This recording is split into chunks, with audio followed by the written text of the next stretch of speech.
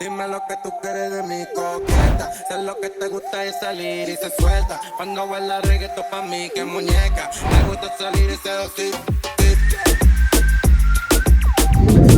Vamos a conocer más, dime. No te quiero solo ver, quiero compartirte. Quiero que te vean y te sigan. Chegamos no Rio às 11 horas da manhã, depois de 5 horas de viagem.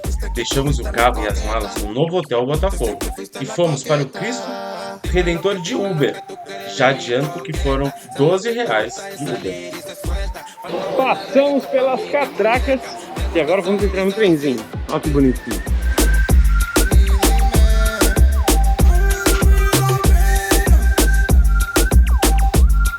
Vamos ver se ele é uma boa turista, escolhendo o lugar para trás.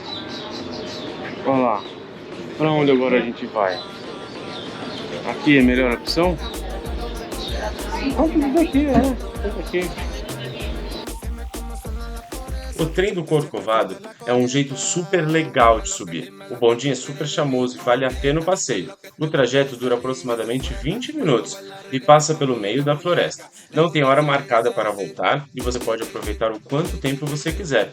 O custo por pessoa, já com o ingresso do Cristo, são R$ 100.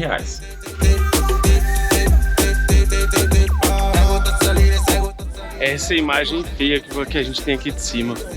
Feia, né? É uma paz, é muito gostoso, gente. Hoje é feriado aqui, mas tá bem tranquilo. Não tá cheio, não. Vamos lá em cima ver. Olha o Cristo ali, ó.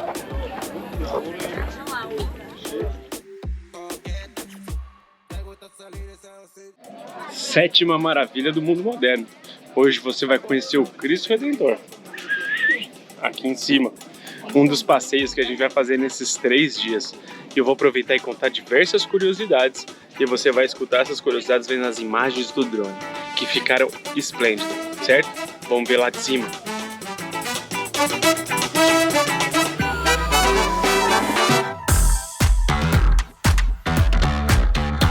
A 700 metros acima do mar, a vista do Cristo Redentor é uma das mais bonitas do planeta.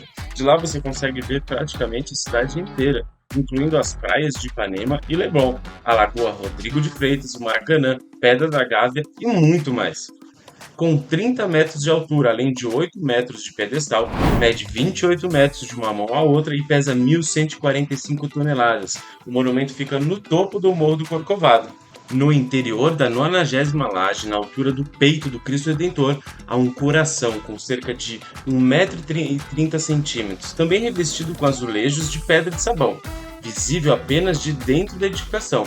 Dentro do coração há uma garrafa com a árvore genealógica de Heitor Levi, que foi quem esculpiu toda a obra.